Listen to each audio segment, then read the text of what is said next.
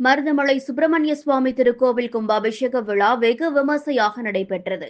முருகனின் 7ஆம் படை வீடு என்று பக்தர்களால் அழைக்கப்படும் கோவை மருதமலையில் அமைந்துள்ள சுப்பிரமணிய சுவாமி திருக்கோவிலில் கும்பாபிஷேக விழா இன்று நடைபெற்றது.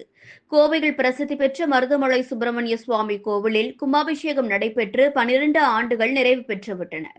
இதனைத் தொடர்ந்து இந்த ஆண்டு மீண்டும் கும்பாபிஷேகம் நடத்த முடிவு செய்யப்பட்டது. அதன்படி கடந்த மாதம் 30ஆம் தேதி மாலை 6 மணிக்கு மங்கள இசை, திருமறை பாராயணம், விநாயகர் பூஜை, இறை அனுமதி பெறுதல் ஆகிய நிகழ்ச்சிகளுடன் கும்பாபிஷேக விழா தொடங்கியது. தொடர்ந்து தினமும் காலை முதல் கால வேள்வி, 2ஆம் கால வேள்வி, 3ஆம் கால வேள்வி நடைபெற்றது. திருச்சுற்று தெய்வங்கள் அடிவாரத்தில் உள்ள தாந்தோன்றி விநாயகர் உட்பட அனைத்து தெய்வங்களுக்கும் எண்வகை மருந்து சாற்றுதல் நடைபெற்றது. 4ஆம் கால வேள்வி, 5ஆம் கால வேள்வி, இறைவனின் அருட்கலைகளை நாடியின் வழியே எழுந்தருள செய்தல், பேரொளி வழிபாடு நடந்தது. விழாவின் சிகர நிகழ்ச்சியான கும்பாபிஷேகம் இன்று நடைபெற்றது. அதன்படி அதிகாலை 4:30 மணிக்கு மங்கள இசை, திருமுறை பாராயணம், 6ஆம் கால வேள்வி நடைபெறுகிறது.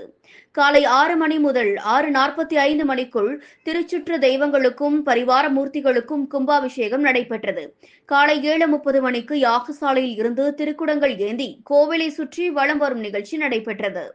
அதனைத் தொடர்ந்து காலை 8:30 மணிக்கு மருதாச்சலமூர்த்தி விமானம், ஆதிமூலவர் விமானம், ராஜகோபுரம், கொடிமரம், பரிவார விமானங்கள் அனைத்துக்கும் கும்பாபிஷேகம் நடைபெற்றது. காலை 9 மணிக்கு ஆதிமூலவர், விநாயகர், மருதாச்சலமூர்த்தி, பட்டீஸ்வரர், மரகதாம்பிகை, வீரபாகு, கரிவரதராஜ பெருமாள், சண்டிகேஸ்வரர் ஆகிய தெய்வங்களுக்கு கும்பாபிஷேகம் நடைபெற்றது.